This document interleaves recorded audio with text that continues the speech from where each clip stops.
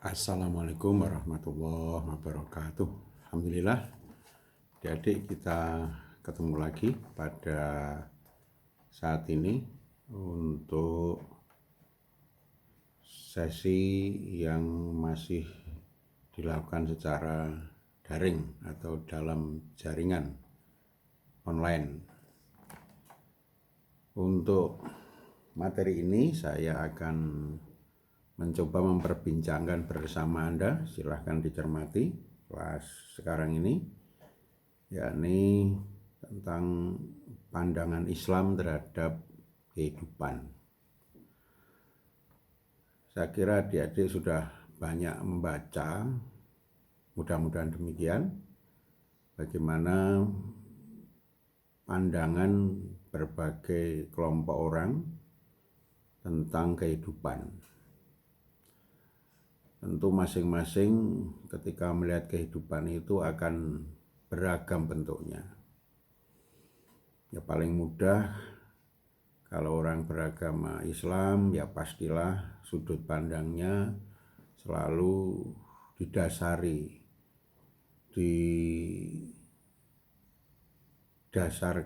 dikembalikan kepada keyakinan yang tentu saja tidak lepas juga dari kitab suci Al-Quran, ya, wahyu Al-Quran itu atau Quran sebagai wahyu itu. Tentu ketika berbicara kepada orang lain tentang pandangan hidup atau pandangan terhadap kehidupan itu ya bisa berbeda, apalagi orang yang tidak beragama. Nah, ketika tidak beragama memandang kehidupan tentu akan sangat berbeda. Atau pandangan kehidupan dari kelompok tertentu yang hanya didasarkan pada mungkin kebudayaan, cenderung didasari oleh pandangan-pandangan kebudayaan, beberapa budaya masyarakat dalam melihat kehidupan yang tentu hanya didasarkan bisa jadi pada tradisi yang sudah berjalan, ya, yang tidak jelas dari mana, bisa jadi kembalinya ke para leluhur begitu, atau orang tua sebelumnya, bahkan kakek neneknya. Nah, tentu bisa ada yang religius, tetapi ya religius tidak sebagaimana yang kita harapkan. Mungkin adik-adik pernah mendengar atau mengenal dengan bahasa yang berbeda, seseorang mengatakan, ya manusia itu harus tahu jati dirinya, dia dari mana akan kemana, ya cuman begitu. Kemudian ya ingat bahwa hidup itu mungkin kalau bahasa Jawa koyo mampir ngombe. Tapi kalau ditanya lebih jauh, terus bagaimana ketika harus menjalani kehidupan itu? Nah, itu akan sangat berbeda dan tentu perbedaan itu diwarnai oleh keyakinan yang dijalani oleh orang atau kelompok tersebut yang didasarkan tadi mungkin hanya pengalaman individu yang mengkristal menjadi sebuah budaya atau malah campuran, ya. Nah, di Indonesia khususnya di Jawa ini kita tahu orang dahulu itu sudah banyak mendapatkan ajaran Hindu, ya, sehingga sekarang mungkin sudah Islam pun tapi masih ada campur pemahaman pemikiran yang tidak lepas dari keyakinan Hindu. Nah, oleh karena itu Anda semua sebagai calon-calon kader Muhammadiyah, tentu kita sangat berharap bahwa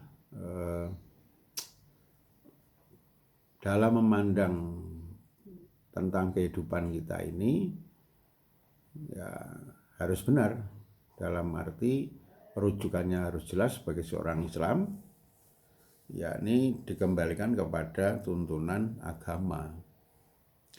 Nah, Islam ini kan agama Allah yang diwahyukan kepada para rasul sebagai hidayah, ya, petunjuk dan rahmat Allah bagi umat manusia sepanjang masa. Ini kalimat agama Allah yang diwahyukan kepada para rasul, ya, yang berfungsi sebagai hidayah, petunjuk dan rahmat, ini menjadi sangat penting. Jadi masalah kalau kita tidak menganggap Islam ini tidak sebagai petunjuk, dan apalagi tidak sebagai rahmat. Lalu konsekuensinya apa orang kalau tidak punya pemahaman bahwa agama yang diwahyukan oleh Allah kepada para rasul itu bisa menjadi rahmat, dan atau sebaliknya kalau tidak mengenal dengan kata kunci ini, lalu apa yang akan menjadi petunjuk dalam kehidupan? Nah, ini masalahnya. Jadi kata kunci pertama, kita memang harus memahami agama ini sebagai wahyu Allah kepada para rasul, fungsinya sebagai hidayah dan rahmat. Itu yang harus dipegangi dulu. Untuk kapan fungsi hidayah dan rahmat itu dalam kehidupan manusia? Ya, untuk sepanjang masa, tidak hanya masa tertentu atau abad tertentu. Enggak, ini sepanjang masa, ya. Tentu kekekalannya sama dengan kekalannya Zat yang Maha Kuasa ini yang mengatur kita. Nah, fungsi berikutnya selain menjadi petunjuk dan rahmat itu dan sepanjang masa, maka ada fungsi lain, yakni menjadi jaminan bahwa dengan agama Islam yang diwahyukan kepada Allah dan Rasul itu akan memberikan jaminan untuk terjadinya hidup yang sejahtera, yang material maupun spiritual, ya. Artinya Islam kalau diyakini, sudah dijalani, memang menjadi wahyu Allah untuk hidayah, untuk rahmat, itu memang akan berkelanjutan memberikan satu jaminan kalau orang itu berislam dengan baik, dia dalam konteks kehidupan materinya akan terpenuhi, akan dijamin oleh Yang Maha Kuasa.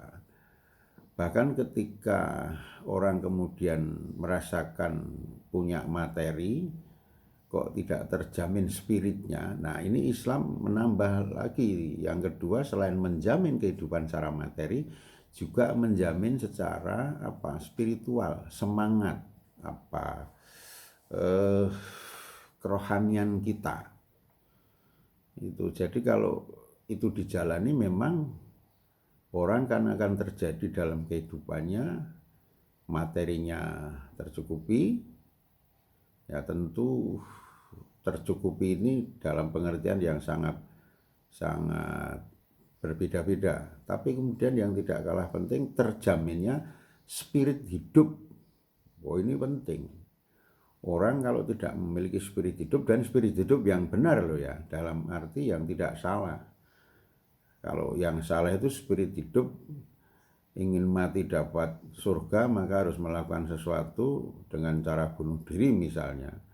Nah, ini spirit yang tidak benar. Karena ada di negara tertentu, saya pernah dengar, walaupun saya belum pernah ke Jepang, tapi belum pernah mengecek secara lebih lanjut karena cuma, ya, mungkin boleh dikatakan mampir. Di sana pernah kita dengar perbincangan orang Jepang itu kalau memiliki karya tertentu, dia bisa jadi bunuh diri sebelum kehidupannya diakhiri dengan usia tua renta. Ya, bunuh diri. Mengapa? Karena buru-buru ingin mati di saat posisinya baik di hadapan masyarakat atau publik. Jadi sebelum keburu dicacat orang, ya, maka harus bunuh diri.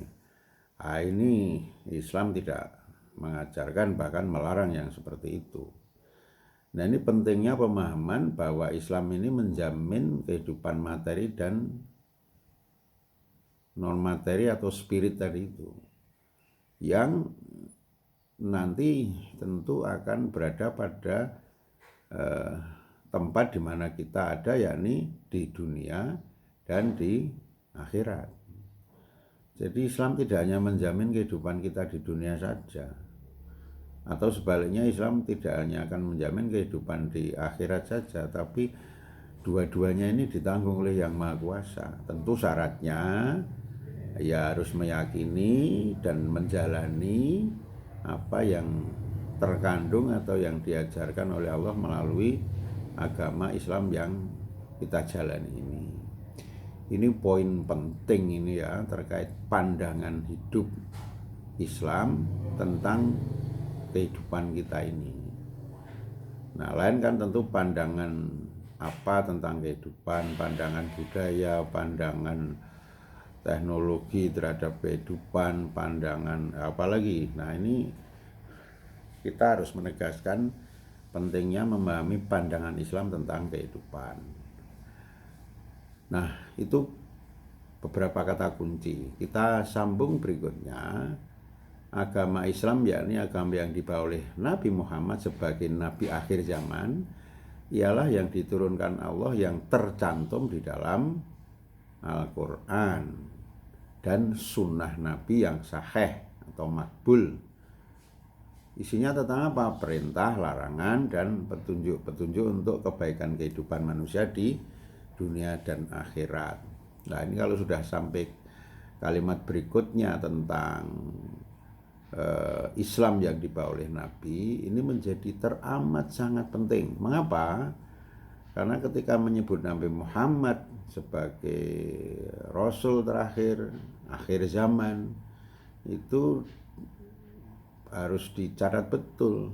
Muhammadiyah tidak memiliki pemahaman tentang adanya Nabi di akhir zaman ini selain Nabi Muhammad SAW. Ini juga pandangan penting, ini pandangan Islam tentang kehidupan kita menyangkut keberadaan Nabi Muhammad sebagai panutan, uswah, dan contoh yang harus kita perhatikan untuk mengikuti jejak atau ittiba kepada Rasul.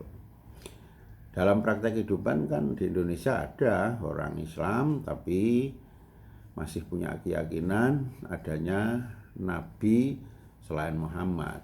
Ini persoalan. Maka kalau ada yang menganggap begitu, kalau gitu kitabnya apa? Nah, sementara Muhammad Rasulullah SAW itu kan jelas Quran dan hadis. Nah, mereka yang mengakui nabinya masih ada selain yang terakhir Muhammad, terus kitabnya apa dan siapa nabinya? Silahkan nanti adik-adik mencermati itu, dikembangkan lanjut. Ada keyakinan orang Islam yang memandang masih adanya nabi setelah Nabi Muhammad. Ini sebuah persoalan kalau kita tidak clear masalah itu. Nah, lalu ketika terkait penegasan dan pengakuan kita bahwa Al-Quran dan Sunnah itu menjadi kitab yang penting bagi umat Islam, pun juga harus ditegaskan nanti bahwa Quran, hadis yang nanti berisi tentang perintah, larangan, dan petunjuk itu bagi kehidupan manusia di dunia dan akhirat tidak kemudian serta-merta akan dipahami sebagaimana mestinya oleh umat Islam pada umumnya. Tidak. Dia akan bisa terjadi perbedaan pemahaman. Jadi mungkin ada tulisan terakhir kemarin dari orang muda kita, Mas Sukiti, dulu teman saya sempat di Pemuda sebentar ya, saya ingat atau saya, atau ya mungkin sempat bertemu kita.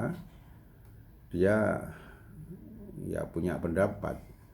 Pada akhirnya orang memahami Islam terkait dengan wahyu Al-Quran, ya tentu juga nanti menyangkut sumber yang kedua yakni sunnah Nabi, itu pada akhirnya akan terletak pada manusianya itu dalam menafsirkan apa isi Al-Quran maupun juga hadis sebagai penjelasnya.